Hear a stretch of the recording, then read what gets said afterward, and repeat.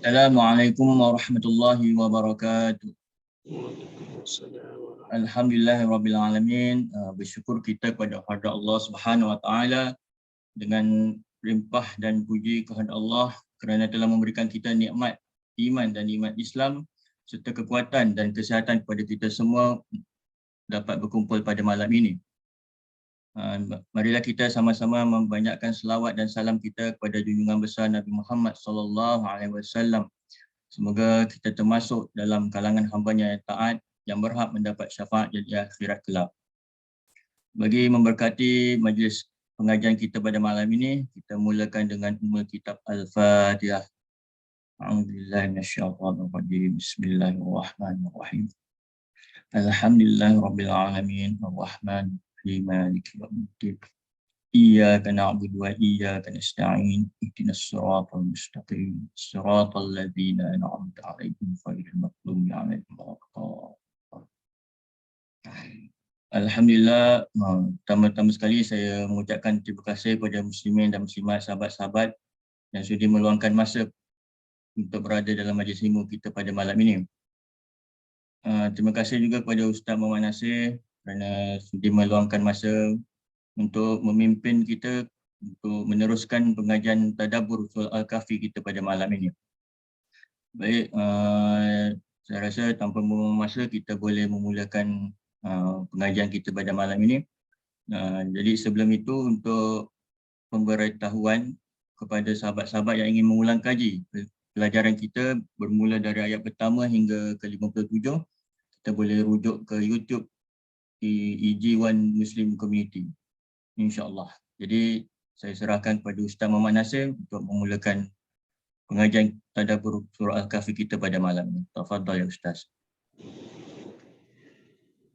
A'udzu billahi as-sami'il 'alim minasyaitonir rajim. Bismillahirrahmanirrahim. Assalamualaikum warahmatullahi wabarakatuh. Waalaikumsalam warahmatullahi wabarakatuh. Alhamdulillahi rabbil alamin. Wabihi nasta'in ala umurid dunya waddin. Wassalatu wassalamu ala asyrafil anbiya'i wal mursalin.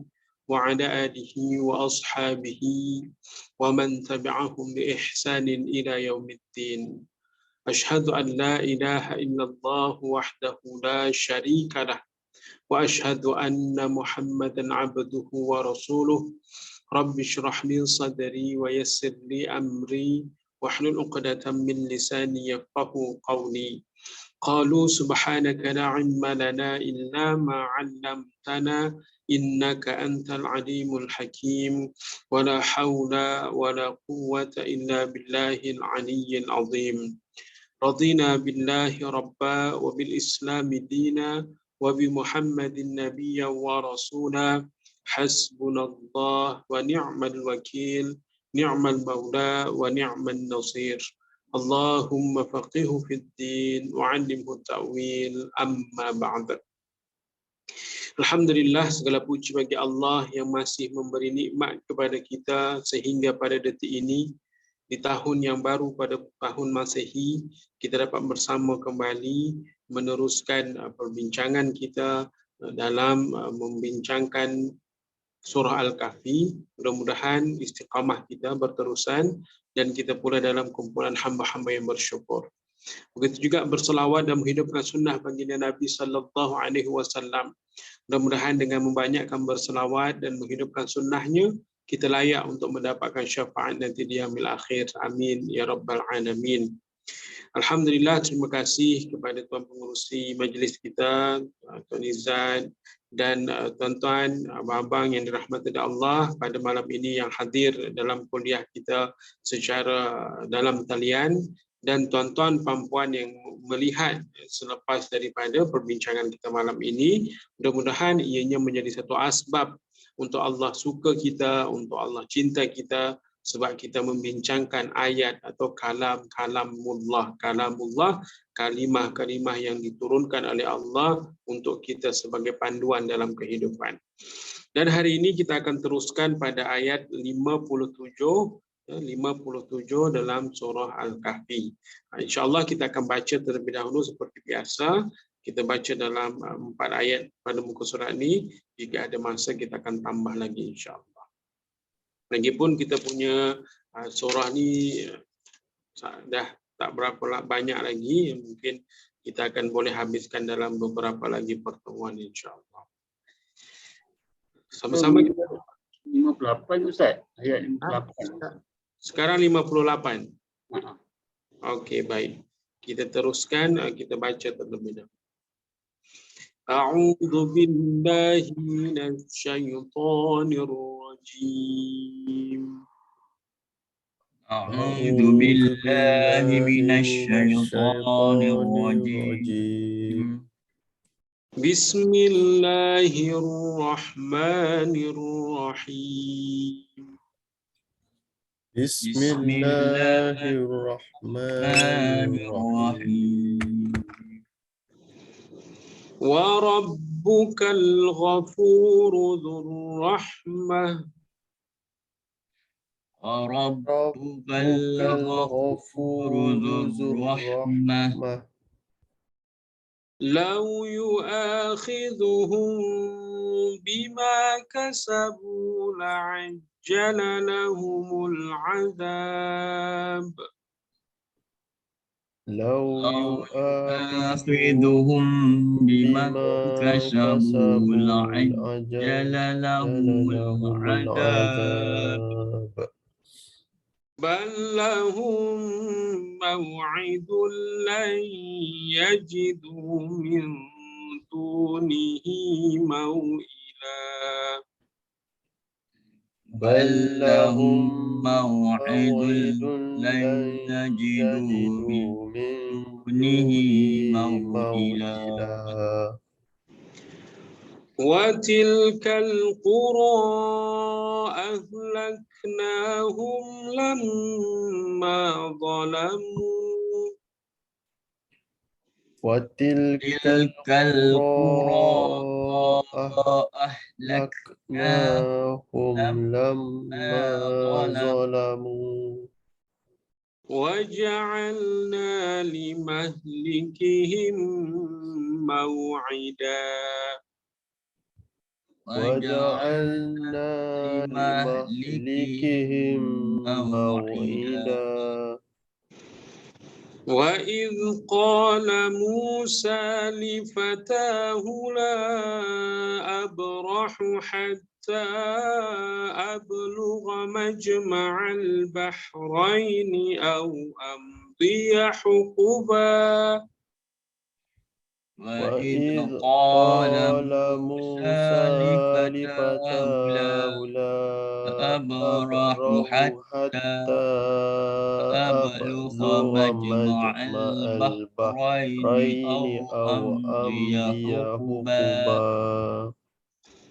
فلما بلغا مجمع بينهما نسيا حوتهما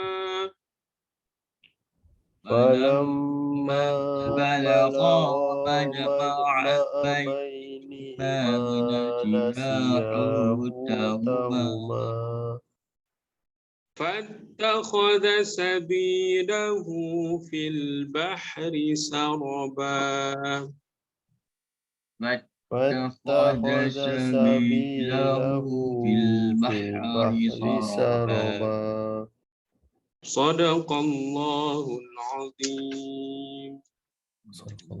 Okey, kita baca itu dulu. InsyaAllah kita sambung lagi kalau ada masa insyaAllah. Baik. Alhamdulillah. 58 sehingga 61 kita baca.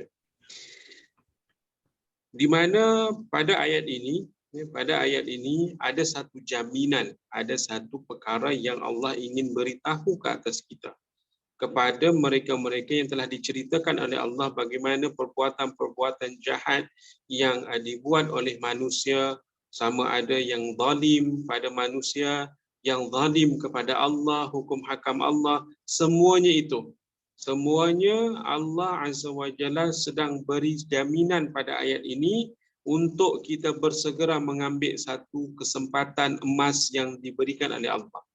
Karena pada ayat 58 Allah mulakan dengan wa rabbukal ghafuru dzur rahmah. Wa rabbuka, dan Tuhan kamu itu, Allah sebut al-ghafur, dia maha pengampun, lagi maha memiliki rahmat. Dua keadaan di mana Allah mengisytiharkan sifatnya, yakni ghafur dan rahmah. Allah memberitahukan bahawa Allah Azza wa Jalla memiliki sifat di mana Allah mampu untuk ghafur, untuk ampunkan, untuk berikan keringanan ataupun padamkan dosa manusia, kerana sifat rahmahnya Allah itu akan berlaku. Allah ingatkan, Allah sanggup walaupun dosa manusia pada ketika itu adalah sebesar gunung ataupun setinggi langit, maka Allah mengisytiharkan dirinya dengan kalimah, sesungguhnya Tuhan kamu itu, Allah Azza wa Jalla itu adalah maha pengampun dan memiliki rahmat yang sangat luas, yang tidak memandang bagaimana kesilapan kita yang lalu, bagaimana kejahatan kita dah kita buat. Bahkan kalau pada masa baginda sallallahu alaihi wasallam adalah mereka sanggup melakukan jenayah dengan merosakkan apa yang dibina oleh Nabi, ataupun menghardik, mencaci, memaki hamun Nabi SAW, walaupun menghina kalimah-kalimah Allah. Tapi kalau mereka mahu kembali, mahu mengakui, ada kesempatan. Itu yang kalau itu adalah hubungannya pada ketika dia masih hidup. Ia adalah orang yang betul-betul melakukan jenayah akhirat dengan melakukan sangat banyak kesalahan. Tapi pada hari ini kita, kalau kita bandingkan dengan kejahatan-kejahatan orang-orang yang dulu, bila kita lihat bagaimana kejahatan mereka terutama kepada baginda contohnya. Tapi Allah masih buka, Allah masih ingatkan, Allah masih beritahu kepada Nabi SAW bahawa Allah masih buka peluang itu. Ini kan pula kita, kata kita tak adalah sampai sejahat Abu Jahal, Abu Lahab. Kita tak adalah jahat macam tu sekali. Kita taklah seperti orang-orang yang berpakat untuk memboikot baginda sampai baginda sallallahu alaihi wasallam sampai tak makan, sampai perut diikat dengan batu supaya tidak ketahuan oleh orang-orang sekelilingnya yang baginda lapar. Tak, kita tak sejahat itu. Paling-paling kalau jahat kita pun jahat kampung je lah, atau jahat geng, kita lorong rumah kita je lah contohnya. Alah, jahat-jahatnya kita pun jahat dalam rumah kita je lah contoh kan. Tak adalah kita sejahat mereka itu. Tapi peluang keemasan kepada kita bagaimana Allah mengisytiharkan. Kamu tahu sifatku ni adalah Maha Pengampun. Persoalannya, apakah Allah itu, apakah kita mahu ambil peluang rahmat Allah? Nah, lalu di garis bawahi ya, di dalam ayat ini, Dzur Rahmah, Allah memiliki rahmat. Lalu ada orang tanya, apa tanda yang Allah itu rahmat? Rahmat Allah itu meliputi apa? Meliputi apa yang Allah Azza wa Jalla boleh tunjukkan. Nah, dalam ayat ini Allah memberitahukan bagaimana cara Allah untuk melakukan dan menunjukkan bahawa Allah itu Maha Rahmat. Dalam ayat ini disebut lau yu'akhidhuhum bima kasabu la'ajjala lahumul adab. Ini cara Allah, bagaimana Allah ingin menunjukkan bahawa rahmat Allah itu jauh lebih besar daripada kejahatan yang kita dah buat. Contohnya, lau yu'akhidhuhum bima kasabu la'ajjala lahumul adab. Lau yu'akhidhuhum, kalaulah dia hendak menyiksa kamu, menyiksa mereka. Kalau, lau, di sini kan Allah sebut, kalaulah Allah mahu nak siksa kita ni, bima kasabu, dengan apa yang telah kita buat. Banyaklah kita dah buat. Kalaulah Allah tidak isytiharkan Allah Maha Rahmat tadi, nak ampunkan dengan kerana Allah punya rahmat kasih sayang ni, Bagi Allah sangat mudah. Kalaulah kita juga, contoh kita buat jahat dengan orang, dan orang itu boleh saja nak balas. Kalau dia tak balas dengan kekuatan dia, dia panggil lawyer mungkin, dia panggil polis, dia panggil penguasa tempatan untuk pastikan kita dapat hukuman.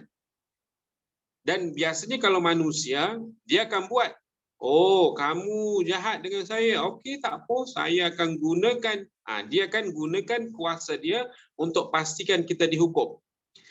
Allah jauh lebih berkuasa dan Allah tak perlukan sesiapa untuk memastikan hukuman itu berlaku pada kita. Dah kita buat jahat dengan Allah, Allah wajarlah nak buat balasan kepada kita. Tapi sebabkan kita ambil peluang. Peluang apa? Peluang minta ampun, peluang mengambil kesempatan, sifat Allah Maha Rahmat. Kita aku, maka Allah sebut lau yu'akhiduhum bima kasabu. Kalaulah dia hendak menyiksa kamu, apa yang telah kamu buat, la'ajjala lahumul adab. Pasti, tentu di sini kalimah dia. Confirmlah Allah akan segerakan azab kepada kamu. Confirm Allah akan segerakan. Tapi sebab sifat Allah ni rahmat, Allah seolah-olah masih bagi lagi can pada kita. Kalau tak ada rahmat ni, hari ni kita buat jahat, contohlah, hari ni kita tak solat, mata kita terkeluar satu. Kalau macam tu saya rasa penuh masjid. Setiap kali buat jahat, bibir akan naik sampai ke telinga. Contoh, panjang. Ini jenayah tak solat ni. Confirm tu bibir dia tu panjang sampai ke telinga. Kalaulah rahmat Allah itu tidak ditunjuk, masya-Allah, kita tak tahu nak kata apa. Ya, sekali je buat jenayah nampak ada tanda di sini penjenayah contoh. Tapi Allah tak segerakan dekat bumi sebab Allah isytiharkan Allah Maha Rahmat. Rahmat Allah meliputi segala bidang. Begitu jugalah kalau kita buat jahat disegerakan oleh Allah, maka akan ada persoalan. Mana rahmatnya Allah? Tapi kata Allah Maha Rahmat. Inilah Allah nak tunjuk. Allah tidak segerakan dengan segera siksaan-siksaannya. Allah masih lagi beri peluang pada kita untuk cepatlah, kamu masih lagi ditangguh ni, kejahatan kamu ni masih lagi diberi kesempatan. Sebab Allah masih mahu melihat kita dalam keadaan baik-baik saja. Allah tidak perlu tunggu pun sebenarnya, tapi sebab Allah masih sayang pada kita, Allah tu tangguh juga. Berapa lama nak ditangguh? Sebelum datangnya kematian kepada kita. Atau sebelum, kalau kata mati itu nafas sehingga ke kerongkong atau ghargharah. Kalau di situ baru nak minta dan mencari rahmat Allah tadi, nak mengharap ghafurnya Allah tadi, memang tak berlakulah. Memang azab itu akan nyata ke atasnya. Tapi kalau dia masih lagi punya kesempatan, hidup masih lagi, ghargharah tak datang lagi, matahari tak terbit dari arah yang bersebelahan, ya, sangkakala belum ditiupkan, masih punya kesempatan ke atas kita untuk merebut peluang di mana Allah ijtihad. Dia Maha Pengampun, Dia Maha Rahmat. Oleh kerana itu, kitalah perlu ambil peluang, dan ini nasihat asalnya untuk cerita-cerita yang kita dah bincangkan. Bagaimana kejahatan-kejahatan mereka sehingga dinasihatkan. Bila baginda sampaikan wahyu ini, siapa yang dengar mula-mula dulu, mereka akan sedar kejahatan yang mereka dah buat dan mereka kena bersegera untuk mencari dan meminta keampunan dan rahmat Allah ke atas mereka. Sebab Allah memberitahu, Allah masih tangguh. Ballahum mau'idun. Di sini. Akan tetapi bagi mereka itu satu tempoh. Ni Allah isytihar. Ballahum mau'idun. Allah beri satu tempoh. Yang tempoh ini untuk beri kesempatan pada manusia yang jahat, yang buat jahat tadi, untuk segera mengambil kesempatan itu. Kesempatan sifat ghafur dan rahmatnya Allah. Dan kita kalau kita kata, saya memanglah banyak dosa. tapi saya belum lagi punya kesempatan untuk minta ampun. Sebab saya rasa nantilah saya minta ampun, nantilah saya jadi baik, nantilah saya akan buat ni, nantilah. Bila kata nanti kita pula yang mendahului kerja Allah tadi. Padahal Allah tangguh kita daripada azab supaya kita segera. Tapi kita pula kata nantilah. Padahal perkara nanti itu yang Allah yang patut buat. Karena Allah tidak segerakan azab. Ya kita pula karena tidak azab itu tidak segera, kita pula tangguh-tangguhkan lagi untuk minta ampun, untuk minta taubat. Maka kalaulah sampai berlaku semua itu, siapa yang memain peran? Syaitan yang terlaknat. Karena dia tahu kalau kita ambil peranan untuk segera minta ampun, maka kita akan dapat ghafur dan rahmat Allah. Dan dia buat perangai dalam hati dan perasaan kita untuk malah nantilah, kan Allah kan Maha Pengampun, nanti jelah kamu minta ampun, enjoy lah dulu, buat dulu kamu apa yang kamu nak, nanti kalau dah ada masa kamu minta ampun. Nah, bila penangguhan itu yang diharapkan oleh syaitan. Mereka akan sentiasa memastikan kita tidak segera untuk mengambil peluang di mana ghafur dan rahmah itu berlaku ke atas kita. Sehingga la yajidu min dunihi mau'ila, tidak mungkin mereka akan mendapati tempat berlindung atau tempat berlepas selepas daripada masa yang ditangguhkan itu. Mau'idun tadi yang ada tangguhan itu, bila dah habis masa tangguh maka tidak ada tempat berlindung lagi. Allah sebut tidak ada kamu tempat berlindung selepas tempoh dibenarkan tadi untuk meminta keampunan. Siapa yang melepaskan peluang di mana Allah dah bagi peluang tangguhkan azab tadi, lalu tidak disegerakan untuk minta ampun, maka pada masanya nanti tidak ada tempat untuk berlindung lagi dah. Tak ada backup, siapa-siapa pun tak boleh nak backup. Duit kamu yang kata banyak pun tidak akan boleh menolong kamu. Kamu punya jawatan besar macam mana pun yang membuatkan kamu tidak segera untuk minta ampun tadi, tidak segera untuk merebut peluang rahmat Allah tadi, maka mereka juga tidak akan dapat menolong. Karena mau'ila ni kata dasarnya wa alif lam, kan, bermaksud mencari perlindungan. Tak ada siapa dan tiada siapa boleh bagi perlindungan, hanya perlindungan daripada Allah saja. Dia tak dapat nak lindungi sesiapa pun. Karena tempat untuk berlindung hanya sifat, hanya kekuasaan Allah sahaja. Dalam satu ayat ini, syarat dengan makna untuk mensegerakan pada ahli-ahli dunia, pada orang-orang yang hidup dekat dunia, terutamanya manusialah, manusia yang hidup dekat dunia, yang sentiasa bergelumang dengan dosa. Hanya Nabi, para rasul yang, kalau kata jenis manusia, para rasul, para nabi yang maksum. Kita sama ada ia adalah orang ulama hebat ataupun dia orang biasa-biasa, sama ada dia jawatan tinggi atau tidak ada jawatan, semua berpotensi melakukan dosa. Cuma nisbah banyak atau sedikit itu bergantung pada individu. Oleh karenanya, semua orang layak dan patut ambil peluang untuk segera mengambil perkara yang Allah isytihar, wa rabbukal ghafuru dzur rahmah. Aku ni, Tuhan kamu ni, Tuhan kamu Maha Ghafur, Maha Rahmah. Siapa yang tidak mengambil tempoh itu untuk segera, maka pada ketika itu mau'ilah, kamu tidak akan dapat punya perlindungan. Backup mana-mana tak ada boleh. Kalau dekat dunia bolehlah kamu backup, minta orang backup kamu, duit banyak, pakai bodyguard, pakai hakim, pakai polis contohnya. Bayar, janji kita dilindungi. Ya, pada ketika di dunia kita boleh sahaja buat kerana kita mampu. Tapi pada waktu di sana tidak ada perlindungan lagi oleh perlindungan sesiapa pun, hanya perlindungan Allah. Jika azab itu ingin ditimpa, pada ketika itu azab itu akan segera. Tak ada lagi mau'idah, tak ada lagi kalimah-kalimah tangguh menangguh, tak ada lagi dah. Pada ketika itu segera akan segera.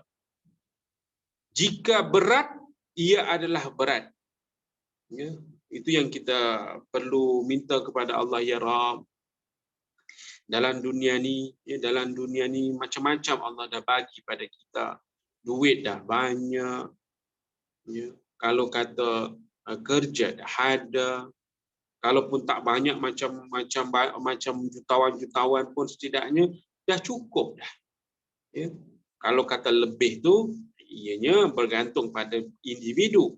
Kata cukup tu makna bila makan ada, bila kita nak pergi jalan ada kenderaan, bila kita nak tidur ada rumah untuk berteduh. Itu dah dikatakan ada, sehingga wajar sepatutnya untuk kita lebih memikirkan bagaimana proses untuk mendekatkan dan mengakhiri kejahatan-kejahatan yang selalu dibuat setiap hari. Sama ada kejahatan itu kecil atau besar, adalah perlu untuk kita kurangi atau perlu untuk kita akui di hadapan Allah Azza wa Jalla. Tak payah istihar pada makhluk, pada Allah saja, sebab Allah yang mengistihar dirinya Maha Pengampun, Maha Pemberi rahmat, kasih sayang. Keampunan dan kasih sayang Allah yang kita perlu rebutkan, bukan ke pandangan ataupun kasih sayang makhluk yang kita perlukan. Kita tak membodek makhluk, kita nak bodek Allah. Kita nak merayu kepada Allah, kita tak merayu pada makhluk. Makhluk pun tidak suka bila kita sentiasa merayu, sentiasa meminta. Makhluk akan bosan, tapi Allah akan suka. Ini bezanya. Jika Allah kita banyak minta, banyak merayu, Allah makin suka. Itulah sifat keagungan Allah, sehingga nampaklah kebesaran Allah atas kelemahan kita. Kita merasa lemah, jika kita merasa lemah, datang kepada Allah. Orang yang tidak mahu melemahkan dirinya di hadapan Allah, makna dia rasa dirinya kuat, dia rasa dirinya mampu. Sifat apa yang berlaku? Sifat sombonglah. Tak perlukan Allah, ataupun perlu tapi tak mengharap pun. Seolah-olah macam Allah tak apalah, saya pun cukup dah ni. Lagipun.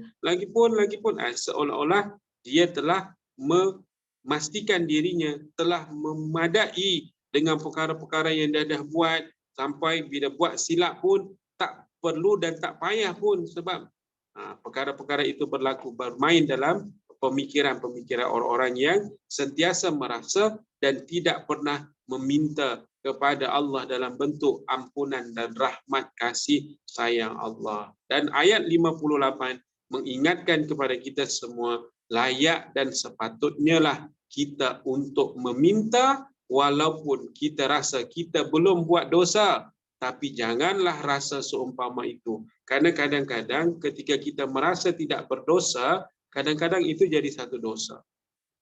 Merasa tidak berdosa, merasa diri ini tidak ada dosa, itu kadang-kadang jadi satu dosa. Saya ni tak ada dosa kot. Saya ni baik sangat kot. Tak ada. Bila depan Allah, memang kita kena rasa hina. Kadang dosa itu bukan daripada bentuk besar. Kadang-kadang bentuk kecil dan ianya halus, bermain dalam minda atau dalam fikiran atau dalam hati. Itu pun boleh menyebabkan juga, maka hari-harilah perlu untuk kita isytiharkan, meminta keampunan kepada Allah Azza wa Jalla. Agar apa? Agar penundaan yang betul-betul diberikan ini kita ambil sebagai kesempatan emas, agar pada waktunya nanti mau ila, yakni perlindungan yang betul-betul dapat kita pergunakan di saat perlindungan lain tidak berlaku. Ini yang perlu kita rebut. Dalam ayat 58 sebagai kata kuncinya adalah minta keampunan, maka perlindungan akan diberikan. Jika tidak diminta perlindungan itu, maka pastinya perlindungan-perlindungan lain tidak berlaku, penangguhan-penangguhan adab tidak akan pernah mungkin, kerana azab itu akan disegerakan bila dah sampai masanya.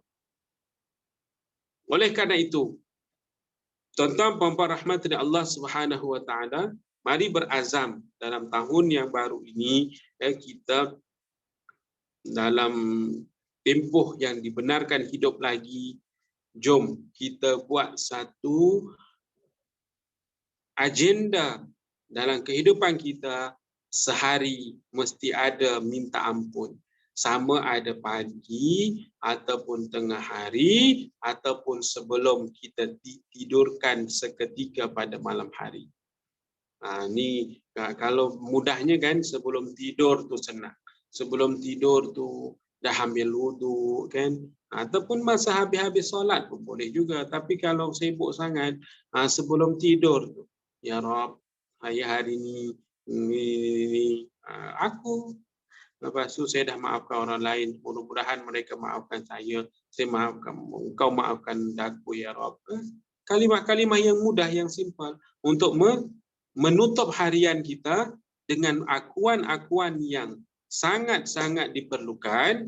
Bila sampai masa tak dikembalikan lagi kehidupan untuk besoknya, kita telah mendapat jaminan mau'ilah ini, perlindungan nanti di saat kita telah dikembalikan pada alam yang seterusnya.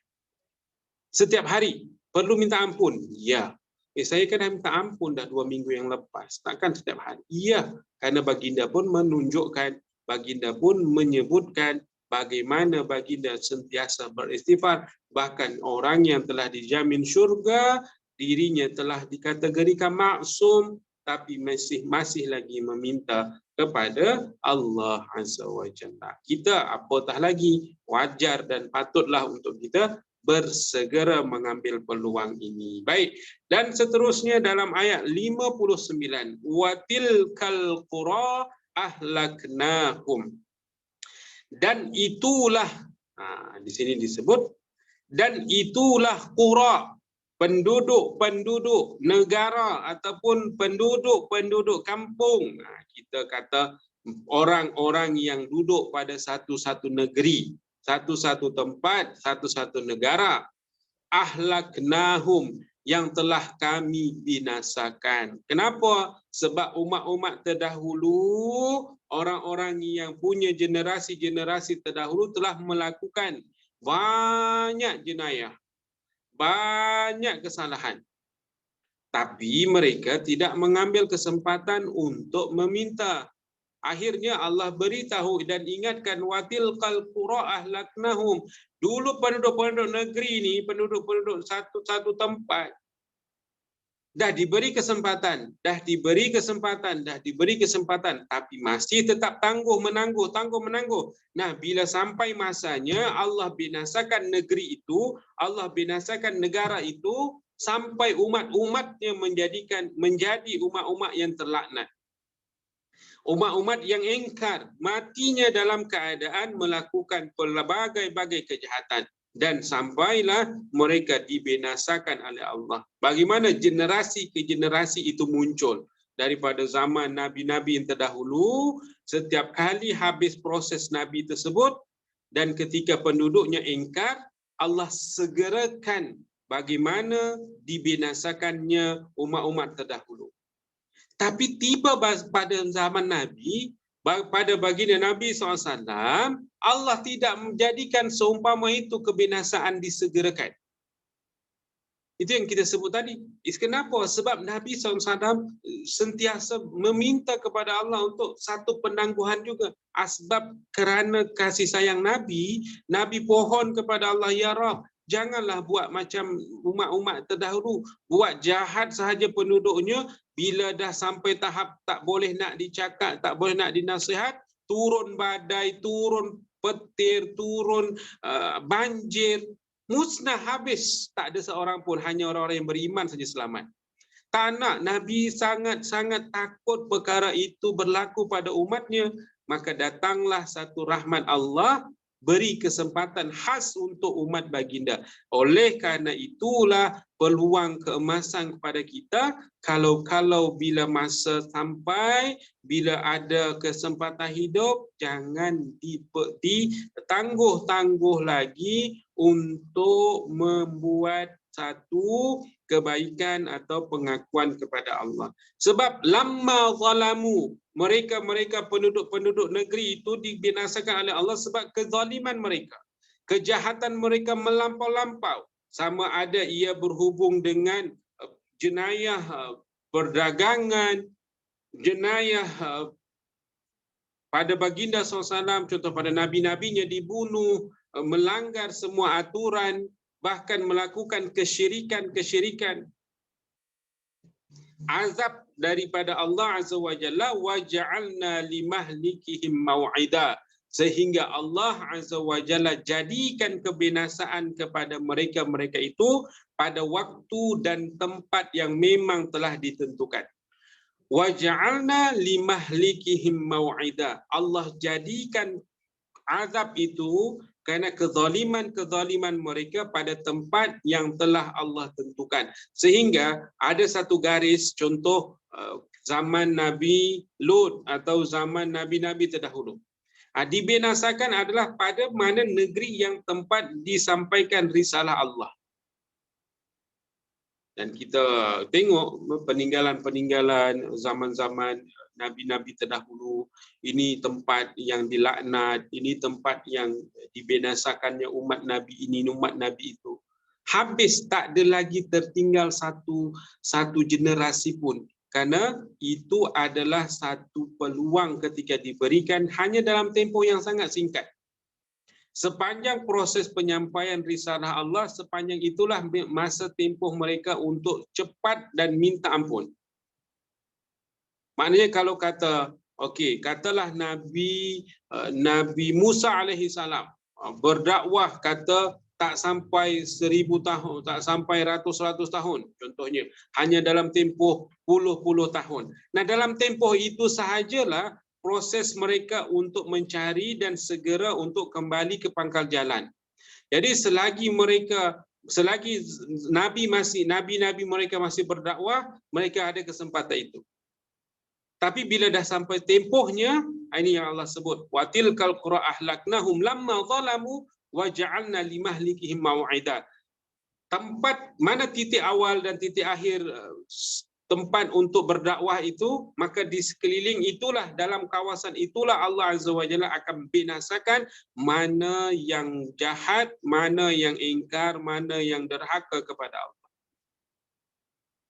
Zaman Nabi Nuh, didatangkan air pada kawasan-kawasan yang memang tempat pembiakan manusia-manusia yang melakukan jenayah. Dan orang-orang yang beriman ketika itu diselamatkan sehinggalah mereka terus menjayakan agama Allah sehingga nyawa mereka diangkat, nyawa mereka diambil oleh Allah Azza wa Jalla. Dan hari ini kita kena berterima kasih kepada Allah, berterima kasih kepada Nabi kita kerana kita tak dapat benda ni. Benda apa? Benda segera di setiap kejahatan timbul satu azab yang disegerakan. Secara besar-besaran, kalau secara kecil-kecil memang Allah ingatkan dengan turun ni turun, tapi tak semua yang didasari dengan kemusnahan secara keseluruhan. Oleh kerana umat baginda daripada Nabi berdakwah sampai Nabi wafat, diambil ruh daripada jasad baginda, sampai ke detik ini umat Nabi masih lagi ada, masih lagi hidup dekat dunia berzaman, sehingga tidak dimusnahkan sehingga habislah atau datanglah kiamat nanti. Karena baginda yang meminta untuk memastikan agar kita punya kesempatan untuk bertobat. Dah kalau baginda sallallahu alaihi wasallam pun punya keinginan seumpama itu, tapi tuan punya badan macam buat tak indah saja. Lalu kita kena selidik. Apa penyebab dia tidak boleh untuk segera meminta ampun kepada Allah atau segera bertaubat kepada Allah? Apa penyebabnya? Dan kebiasaannya alasan-alasan yang paling banyak diutarakan adalah kerana kesibukan, kerana ketidaktahuan, ataupun kerana memang dia belum merasa dirinya untuk melakukan perkara itu dengan segera. Kerana saya masih muda, saya masih alasan-alasan yang seumpama itu. sehingga menutup keinginan untuk melakukan kebaikan. Dan contoh lagi, bila kita teringin ataupun kita ada keinginan itu, untuk minta ampun pada Allah, untuk terus meminta ampun pada Allah. Tapi sayangnya, bila sampai masa untuk meminta ampun, masalahnya lagi, kita tak boleh nak segera. Nantilah. Bila kata nanti inilah, peluang syaitan yang terlaknat untuk memastikan tempoh nanti itu menjadi nanti. Jadi kalau kita punya keinginan untuk buat baik, jangan sekali-kali dalam mulut kita sebut nanti. Ataupun kita kata pada hati kita nanti. Percayalah, dalam tempoh nanti itu, segala tentera-tentera syaitan, daripada yang kecil sampai yang tua, mereka akan mengambil kesempatan untuk memastikan nanti itu bertambah dan bertambah. Kita kata nantilah pukul 1, sekarang pukul 12 kan, contohnya. Nantilah pukul 1, alah sejam lagi kan, nantilah pukul 1. Itu nurut kita. Tapi syaitan akan jadikan 1 itu jadi 1 hari, 1 itu jadi 1 bulan, 1 itu jadi 1 tahun. Karena itulah yang dimahukan oleh syaitan yang terlaknat untuk memastikan kita tidak mendapatkan kesempatan-kesempatan yang baik. Dalam ayat 59 adalah pengakhiran dari cerita-cerita dari mana kejahatan-kejahatan manusia untuk segera mengambil. Sehingga ini adalah kesimpulan daripada pembahasan kita yang lepas. Kerana ini dalam kalau kata rukuk yang ke-8 dari 12 rukuk. Dalam surah Al-Kahfi ada 12 rukuk, ataupun kalau kita kata ada 12 ain. Boleh kata ain. Ada 12 ain yang mana adalah tempoh-tempoh cerita-cerita dalam surah ini. Nah, ayat 59 kesimpulan dari cerita-cerita sebelum ini untuk memastikan bahawa kita jangan bertangguh lagi. Jangan bertangguh lagi dengan perkara-perkara yang telah kita azam. Terutama bila ia adalah menyangkut perkara yang baik. Jadi kalau kita teringin nak buat sesuatu, contoh kita dah ada idea, malam ni kita pergi baca ni lah, jom. Malam ni kita pergi berjemaah lah, jom. Contoh kan. Malam ni, hari ni saya nak bacalah. Okey, bila dah ada azam tu, jangan kata nanti ataupun tulis. Kita buat agenda terus. Tulis siap-siap, nanti lupa. Tulis siap-siap. Dengan begitu akan membuatkan kita bertanggungjawab dengan apa yang kita cakap. Tapi kalau tidak ditulis, tidak ada orang yang dengar, tidak ada sesiapa yang boleh ingatkan, maka pengingatnya siapa? Syaitan yang terlaknat lah. Apa yang akan dia ingatkan? Supaya kita lupa, supaya kita nanti. Jadi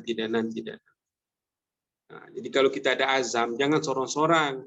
Kalau kita ada keinginan untuk buat baik, jangan pendam dalam mulut, jangan pendam dalam hati saja. Sembang, utarakan atau tulis untuk satu azam yang betul-betul akan kita buat. Karena untuk buat satu kebaikan, untuk menggerakkannya, 1000 atau 1,000,000 syaitan yang akan mengikat dan memastikan tidak ada pergerakan sama sekali. Itu dia punya perbandingan. Jika kita ingin buat satu kebaikan, berpusu-pusu, berduyun-duyun, syaitan akan memastikan pergerakan itu tak ada. Tapi bila kita ada keazaman untuk buat jahat, dia tak perlu ikat pun. Dia akan mengindahkan dan mencantikkan lagi azam dan niat kita. Sehingga dalam ayat ini Allah tutup dengan bagaimana penduduk-penduduk satu negeri, satu negara dulu Allah binasakan. Jadi Allah tak binasakan kamu sekarang ni. Allah tidak mensegerakan kebinasaan itu. Karena Allah masih sayang dan Allah masih beri kesempatan, asbab karena baginda pernah berdoa, agar Allah beri kesempatan, entah mereka bertobat sebelum matinya, kan lumayan, kan bagus. Itu harapan. Tapi punya badan, orang yang punya badan, mahu tak ambil kesempatan tak? Maka tepuk dada, tanyalah iman. Selagi kita masih bernyawa, masih ada kesempatan kepada kita untuk merebut peluang, untuk mendapat keampunan, untuk dihindarkan daripada pelbagai-bagai siksaan yang berat daripada kejahatan yang pernah kita buat. Dan Allah tidak pernah menzalimi makhluknya. Allah tidak pernah menzalimi makhluknya. Kita dihukum sebab salah kita. Bukan Allah saja-saja nak hukum. Mana ada orang baik dihukum? Tak. Karena kita jahat, lalu kita tak nak mengaku, dah dibagi kesempatan. Dah macam-macam dibagi kesempatan. Kalau macam tu juga, apa lagi? Padahal Allah dah bagi can dah. Allah dah bagi tempoh dah. Sangat panjang pula tu. Tidaklah seperti umat terdahulu, kalau dah dibinasakan, habis dah. Contoh, Saujana utama, kena. Semua habis. Tak ada. Siapa yang buat? Mungkin orang yang tak buat pun kena, tapi tak adalah sampai binasa habis terus umat baginda. Tak ada. Sehingga Allah masih sayang, beri kesempatan. Mudah-mudahan kita sebagai orang yang sentiasa baca Quran, sentiasa salah, sentiasa mendengar kuliah-kuliah, kita tidaklah ingin termasuk dalam kategori orang yang menunda-nunda meminta keampunan dan merebut rahmat daripada Allah Azza wa Jalla. Selesai dalam satu rukuk yang ke-8 dari 12 rukuk yang ada dalam surah Al-Kahfi. Dan seterusnya kita masuk pada ayat ke-60.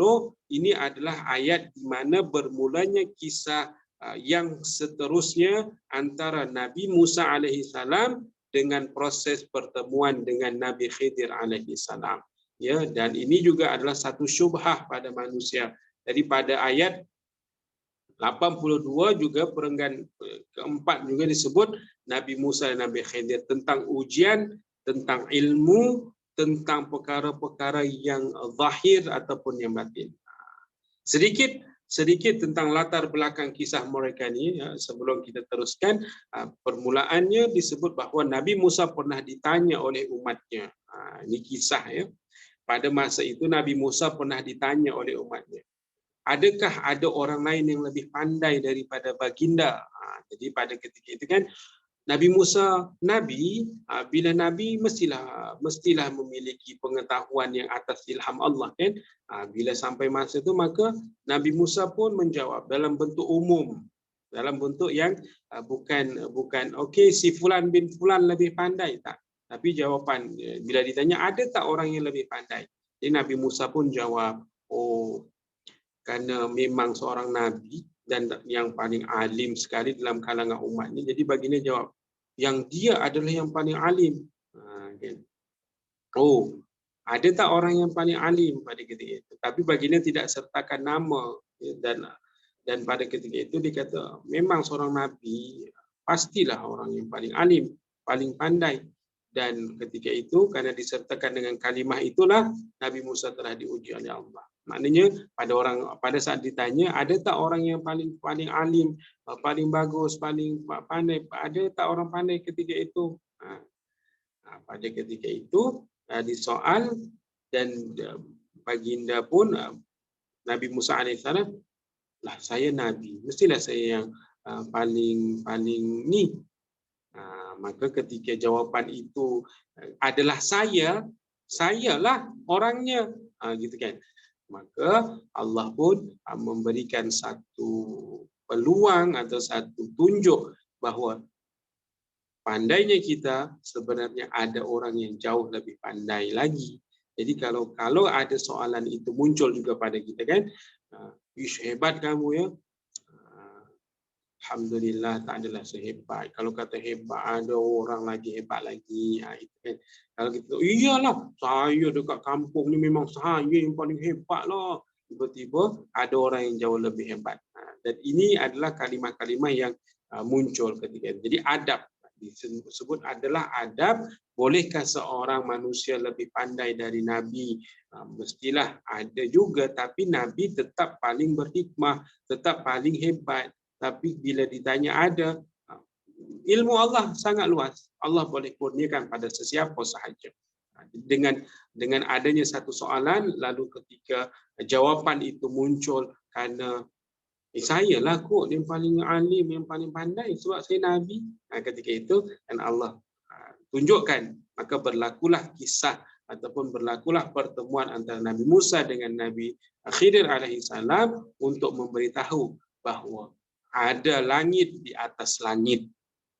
Kalau kita kata kita kaya, sebenarnya ada orang yang jauh lebih kaya. Kita alim, ada orang yang jauh lebih alim. Sehingga berpadalah dan bersyukurlah dengan yang ada dan janganlah membanggakan ataupun bongkak dengan sesuatu yang kita ada. Okey, kita teruskan pada mana kisah mereka dinukilkan oleh Allah perjalanan sehingga sampai bertemunya dengan Nabi Khidir alaihissalam. Dimulakan dengan kalimah wa idz qala Musa li fatah. Dan ketika Nabi Musa alaihissalam itu berkata kepada pembantunya. Nah, di sini Allah rakam sebab ada yang tanya kan, Nabi Musa ni ada pembantu. Pembantunya itu bernama Yusha bin Nun. Ini pun orang hebat kan. Beliau murid Nabi Musa alaihissalam kepada Nabi Musa. Yusha bin Nun ni ialah murid terbaik, murid yang selalu mengikut pada baginda. Waktu itu dia adalah seorang yang muda dan dia berkhidmat kepada Nabi Musa alaihissalam. Dia sangat muda, maknanya daripada muda dah belajar dengan Nabi Musa. Dan ini juga menjadi contoh pada kita bahawa elok kalau ada seorang anak murid untuk membantu gurunya. Kan? Jadi kan kalau murid berkhidmat untuk guru, insya-Allah dia akan punya ilmunya barokat. Kalau zaman-zaman kita belajar dulu memang kita akan cari peluang supaya guru tu jadikan kita macam pembantu dia. Pembantu bukanlah kita nak betul bantu mana-mana yang contoh bawakan kitab dia ke, ataupun kalau dia nak pergi dia minta ingatkan kita ke. Kalau dah sampai seumpama itu akan mudahlah urusan kita, akan lancarlah ilmu kita. Bila kita berkhidmat ni, kalau zaman sekarang tak boleh, nanti dia akan report. Apalah cikgu ni, saya ni bukan datang ke sini bukan jadi pembantu, saya nak belajar. Akan ada satu kalimah. Padahal jika kita berkhidmat pada guru, dia barokahnya berbeza. Berbeza sangat-sangat ketara bila kita berkhidmat pada guru dengan secara yang wajarlah, perkhidmatan yang memang tidak mengganggu gugat pembelajaran kita dan sebagainya. Berlumba-lumba dulu. Kalau kita dulu kan, sebelum cikgu tu dan sebelum ustaz datang, kita dah bentangkan tempat duduk dia, kita dah bawakan air minum untuk dia. Kita akan khidmat macam tu. Kita akan khidmat, bila sampai masanya ilmu tu akan jauh lebih barokat. Dan ini ditunjukkan juga oleh murid Nabi Musa alaihissalam, Yusha bin Nun tadi. Daripada muda lagi dia dah berburu, dan akhirnya Yusha bin Nun menjadi nabi juga, menggantikan Nabi Musa nantinya. Kita boleh lihat dalam sejarah hidup Nabi juga kan, banyak sahabat-sahabat yang berkhidmat pada Nabi. Bagaimana setiap perkhidmatan yang dibuat oleh para sahabat mengakhirkan kehidupan mereka menjadi orang yang generasi yang hebat. Contoh Anas, ya, ataupun Ibnu Abbas pernah menceritakan bagaimana pemuda-pemuda yang berkhidmat kepada Nabi menjadi orang-orang yang sangat hebat dari segi ilmu, dari segi warak, amal dan sebagainya, kerana ianya ada keberkatan yang tidak boleh dicerita dan dibeli. Bila guru itu suka, bila guru itu sayangkan pada seorang itu, dia mengeluarkan ilmu itu tidak dalam keadaan terpaksa, tidak dalam keadaan hati yang tersakiti kan.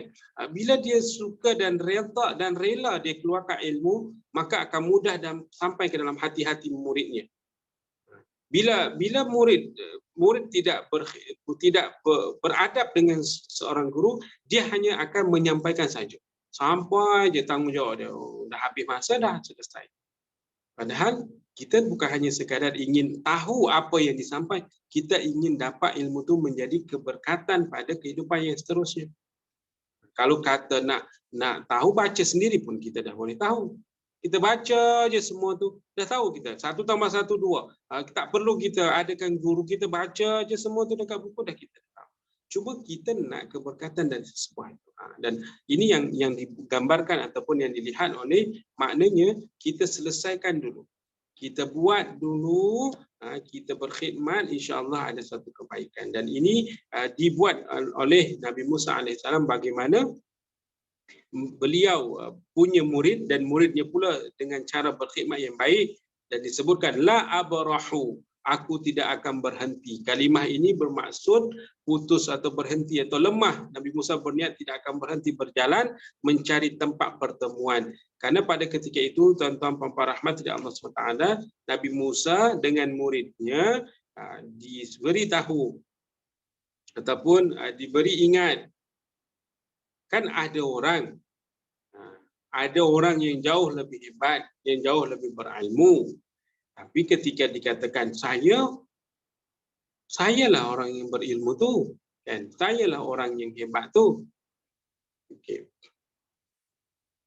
Allah suruh pergi kamu ke satu tempat, akan kamu temui orang yang jauh lebih alim. Maka dia pun bawa muridnya, seorang yang dipercayai, yang akan menjadi, Yusa ni akan menjadi nabi pada saat itu.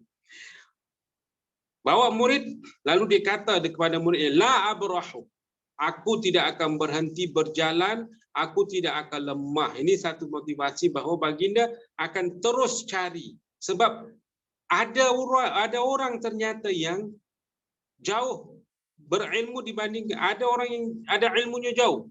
Sehingga tak boleh jadi ni. Kita kena belajar dengan dia. Keinginan Nabi Musa untuk belajar sampai memberikan satu motivasi pada muridnya, yang padahal Nabi Musa adalah guru. Si murid hanya berkhidmat untuk bawa dan mengikut. Tapi bila dah satu perjalanan yang sangat panjang, si murid tanya, betul ke kita nak jauh ni? Jauh sangat, kita tak tahu di mana. Contohkan. Pada ketika itu kan belum lagi diceritakan di mana kamu akan berhenti. Kenalah jalan dulu. Pengorbanan ini tidak boleh dibayangkan bagaimana untuk menuntut sebuah ilmu, mereka kena berjalan dengan perjalanan yang sangat jauh. Ini yang dirasai oleh umat-umat ketika dahulu. Mereka tidak dapatkan ilmu itu dengan cara yang amat sangat mudah.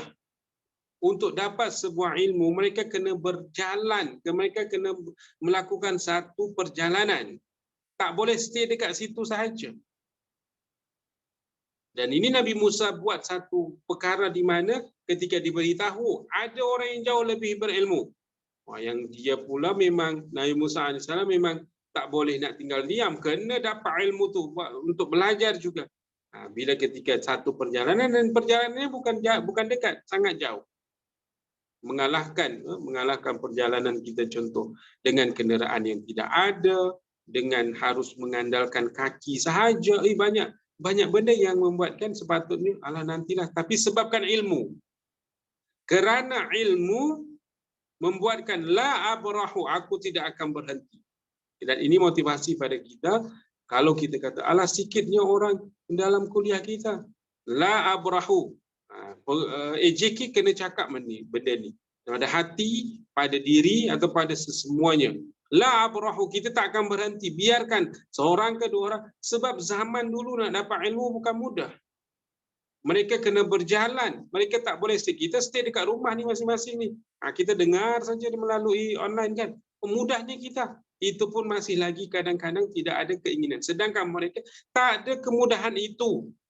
Mereka kena datang kepada seorang yang berilmu tadi, kena pergi tempat dia. Dan orang yang berilmu tadi pun tak akan pergi ke rumah orang yang nak ingin menuntut. Kerana tidak ada dua hala untuk bersembang tu, tak ada. Ketika kita datang baru dia tahu hajat kita apa. Kalau sekarang kita WhatsApp je, Ustaz, boleh tak ni? Kita pun okey boleh. Dua hal lah. Lalu buka satu platform, mudahkan seluruh orang. Ini satu kemudahan yang Allah beri pada kita, satu rezeki lah kan. Kalau dulu tak.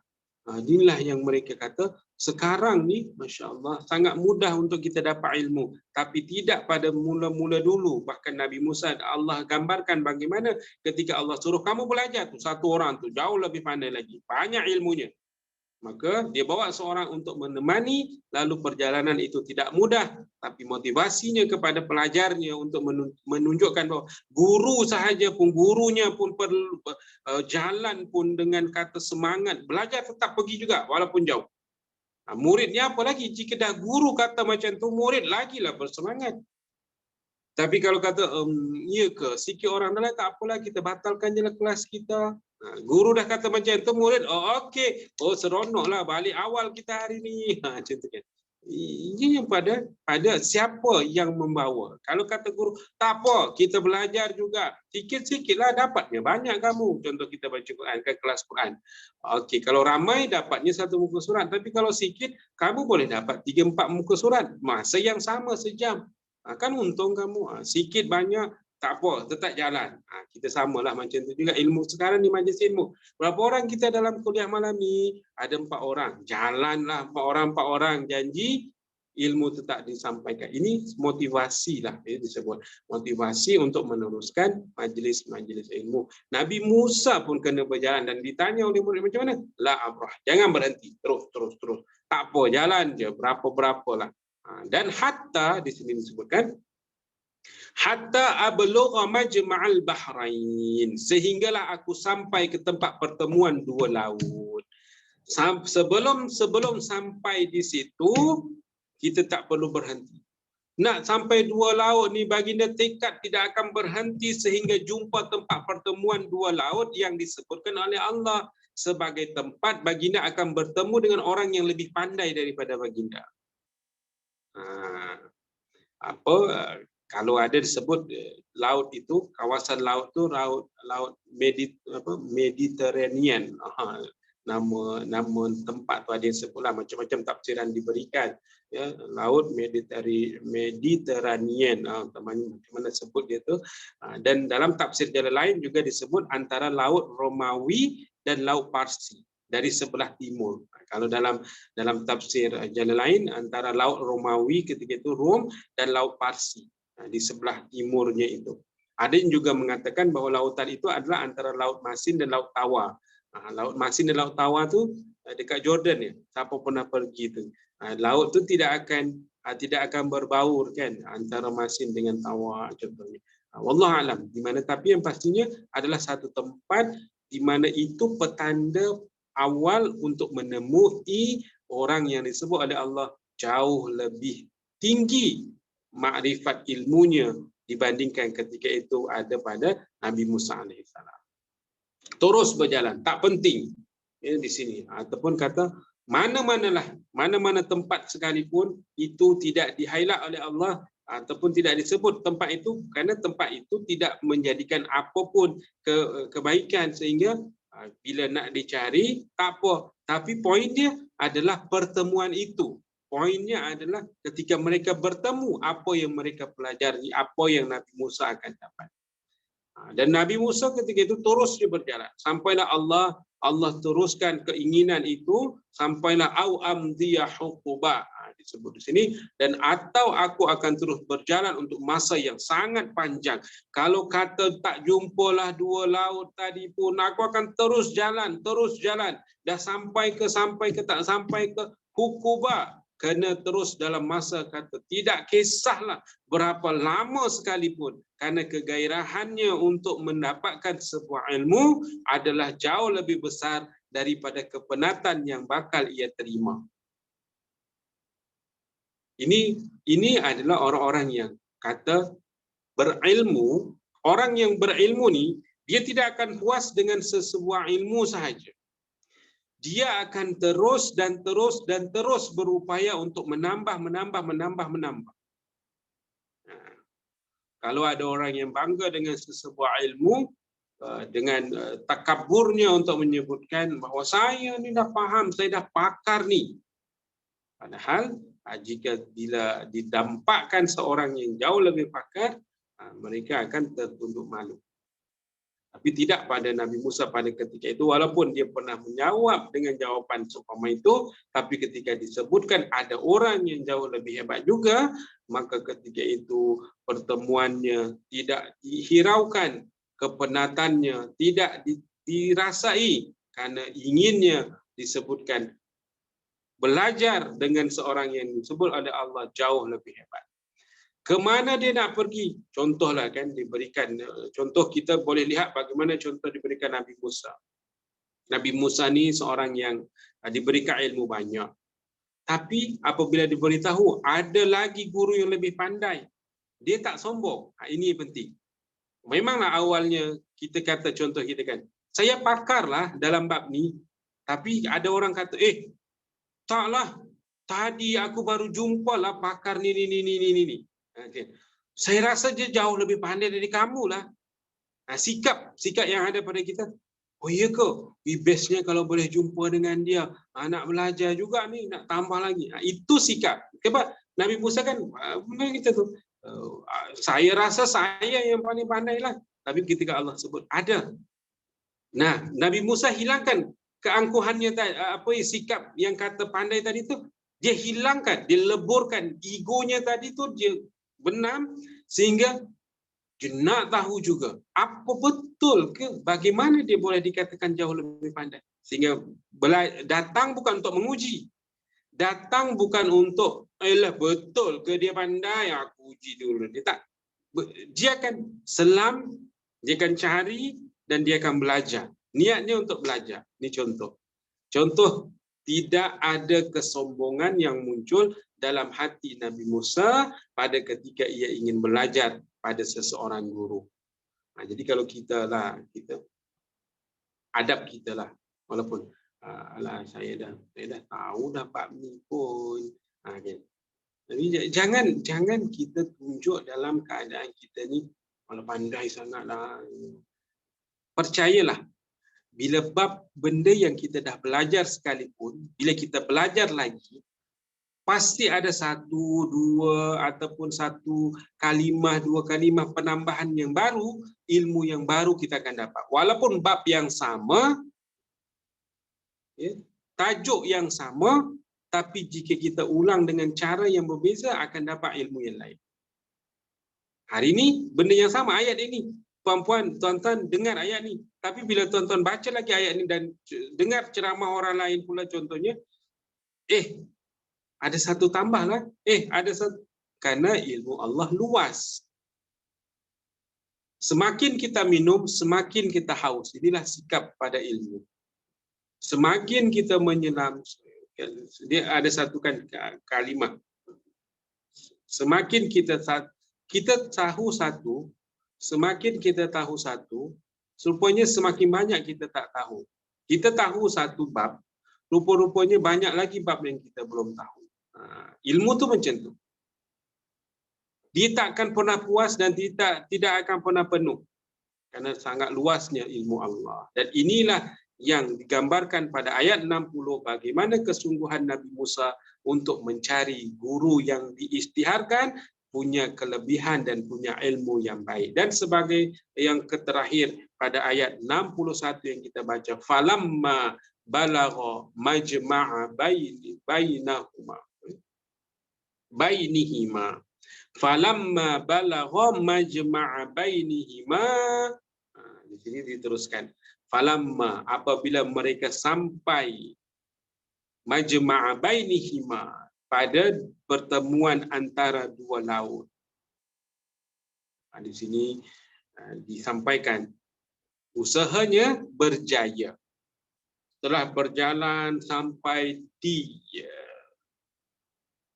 laut yang disebutkan, dua laut tadi, maka Nabi Musa dan muridnya Yusa tadi sebenarnya tidak pasti. Bila dah sampai di antara dua laut tadi, mereka tak pasti sangat.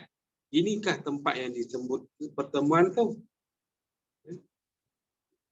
Mungkin isyarat saja. Nabi Musa pun tak pasti, tak pasti sangat. Tapi dalam cerita, dalam kisah-kisah dikatakan, untuk tahu itu adalah betul atau tidak, cuba bawa ikan yang mereka bawa itu.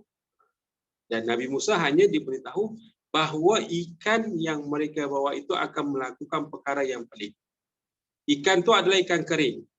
Disebutlah ikan yang bukan hidup pun yang mereka bawa untuk sebagai bekalan makan, kan, ikan kering yang dibawa sebagai bekalan untuk dimakan. Nah, ada yang kata ikan itu adalah ikan sebelah ikan saja, tapi bukan ikan. Macam-macam lah. Dan ikan itu mereka sudah makan pun sebelahnya. Dan kemudian untuk memastikan itu betul tak tempat pertemuan, maka ikan tadi pun dimasukkan balik ke dalam bekas mereka. Makan sebelahnya dan kemudian mereka masukkan dalam sebelah. Dan nasiyahu tahuma. Lalu mereka berdua lupa tentang hal ikan itu. Nasiyahu tahuma, mereka lupa perihal ikan, kan, ikan yang mereka bawa dan mereka makan, mereka simpan, mereka lupa akan ikan tadi. Sebelum itu kan telah diberitahu jika mereka berdua kehilangan ikan yang menjadi bekalan makan mereka, maka di sanalah orang yang berilmu itu akan berada. Pada saat mereka lupa tentang ikan, Nabi Musa pun telah disuruh bawa ikan yang telah dimasinkan. Itu kan benda-benda yang sebelum mereka pergi, bekalan-bekalan yang mereka kena bawa. Ikan itu adalah jenis ikan yang besar. Mereka tahu tentang perkara itu, tapi apabila kejadian ini terjadi, mereka dua-dua lupa. Mereka lupa dengan perkara-perkara yang disebutkan tadi dengan syarat-syaratnya. Jadi Yusa kerana melihat kejadian itu, dan Nabi Musa sendiri pun tak nampak, Yusa sendiri nampak ikan itu hidup balik. Bila nampak ada sebuah ikan yang mereka dah makan, tiba-tiba pada saat berada di situ mereka lupa, ikan itu hidup balik dalam keadaan yang sempurna.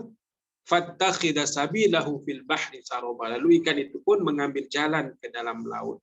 Lalu ikan itu pun mengambil jalan ke dalam laut. Ya, ini disebutkan ikan itu hidup kembali selepas mereka ada kata melepas dari mereka makan, mereka pun lupa pasal ikan, tapi bila dah sampai pada saat ketika itu, ikan itu hidup kembali, keluar daripada bekasnya dan melompat ke dalam laut.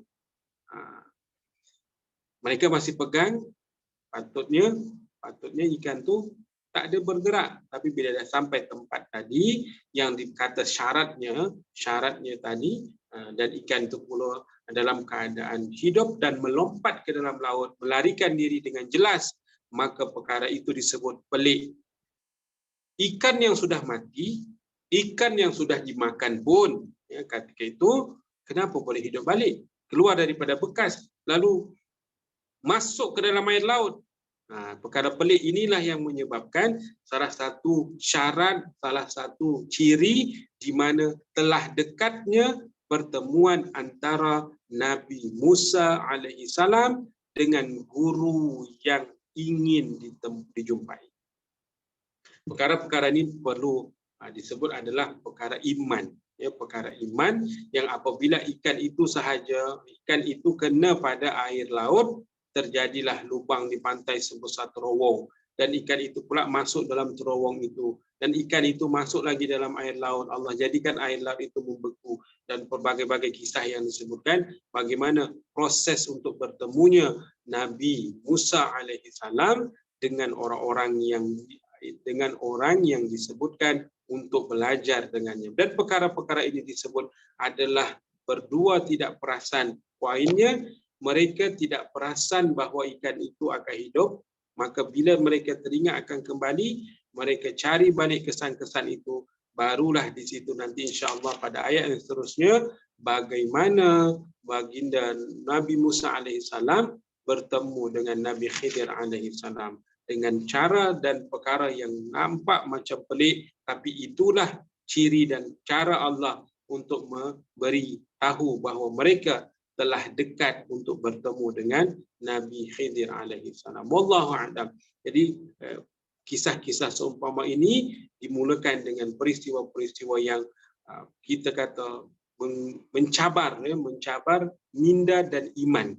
Tambah lagi jika ia diceritakan pada orang-orang yang memang tak nak dengar apa yang perkara-perkara yang disampaikan, apalagi ia adalah menyangkut tentang Peliklah, tapi inilah cara Allah untuk memastikan akan adanya satu kuasa mutlak daripada Allah. Perkara ini kecil bagi Allah, jauh lebih besar lagi boleh Allah buat. Tapi inilah sebagai satu perkara iman yang perlu kita yakini, bahawa adanya peristiwa di mana untuk mendapatkan sebuah ilmu perlu satu perjalanan yang hebat, lalu ada cara-cara ataupun ciri-ciri di sesuatu destinasi ilmu itu betul atau tidak. Nah, kita pun boleh tengok juga dalam kehidupan ini, ketika kita ingin belajar pada sebuah guru, kita dah sampai pada tempat itu, kita boleh tengok ciri-ciri, betul ke tempat ni, tempat belajar ni betul ke, kita boleh cek dan boleh tengok. Ini adalah satu perkara juga untuk kita sebelum kita menghantar mana-mana anak kita ke satu-satu tempat pembelajaran.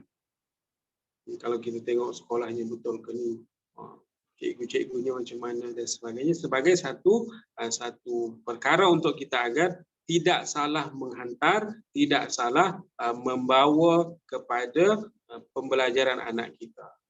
Dan ini salah satu daripada perbincangan kita pada malam ini. Sebagai mukaddimah cerita tentang Nabi Musa dan Nabi Khidir akan bertemu dengan cerita-cerita ataupun pengalaman-pengalaman istimewa mereka sepanjang belajar bersama dengan Nabi Khidir. InsyaAllah ada umur panjang kita akan bertemu untuk teruskan apa yang diceritakan oleh Allah, pengalaman-pengalaman Nabi Musa alaihissalam. Demikian sahaja.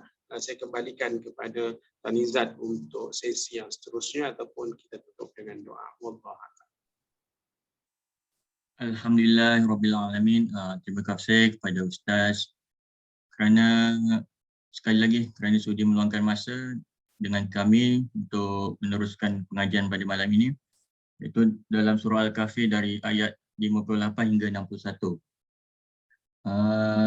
Jadi saya ingat kalau sahabat-sahabat yang ada persoalan ke, kalau ada soalan, ada yang nak dikongsi bersama dengan kita,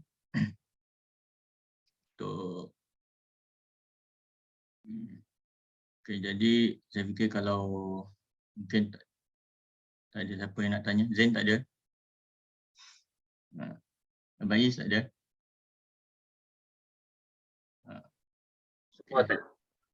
Tak ada, okey. Saya rasa semua mungkin faham dengan pengajian kita pada malam ini. Dari apa yang kita dapat, semoga kita mendapat rahmah daripada Allah Subhanahu Wa Taala. Jangan kita melengah-lengahkan kalau kita nak membuat kebaikan. Dan kalau kita tengok ayat 60 dan 61 ada perkataan la abrah, iaitu membawa maksud kita selagi itu kita tidak akan berhenti untuk teruskan berdakwah, untuk menuntut ilmu dan apa yang membawa kita kepada jalan kebaikan, insya-Allah. Jadi saya kira dah tak ada apa, jadi sebelum kita mengakhiri kuliah kita pada malam ini, kita minta Ustaz untuk memimpin bacaan doa. Seterusnya menutup kuliah kita pada malam ini dengan tasbih kafarah dan surah Al-Asr, insya-Allah. Tafadhal Ustaz.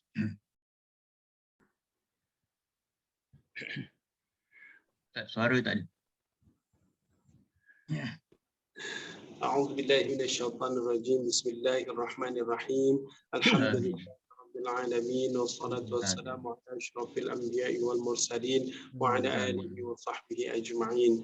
Ya Allah, ya Rahman, ya Rahim, hanya padamu sahaja kami berlindung. Kami meminta keampunan dan kami bersyukur atas rahmat dan kurnia-Mu. Pada malam ini majlis ilmu kami memohon hidayah kepadamu. Kami minta kesejahteraan dan kami mohon kepadamu ilmu yang bermanfaat. Ya Allah, ya Tuhan, kami berkati hidup kami. Kau berkati hidup keluarga kami dan Kau berkati hidup ahli keluarga dan seluruh jiran dan tetangga kami, ya Rabb. Ya Allah, ya Tuhan kami, Kau jauhkan wabak penyakit daripada kami dan seluruh umat Islam hari ini. Dan Kau berikanlah rahmat ke atas seluruh umat Islam di seluruh dunia ini. Ya Allah, ya Tuhan kami, hanya kepadamu kami meminta, maka pandanglah kami dengan rahmat-Mu dan ampunkanlah kami karena dosa kami terlalu banyak. Kami mohon keampunan dari-Mu. Rabbana la tuzigh qulubana ba'da idh hadaitana wa hab lana min ladunka rahmah innaka antal wahhab.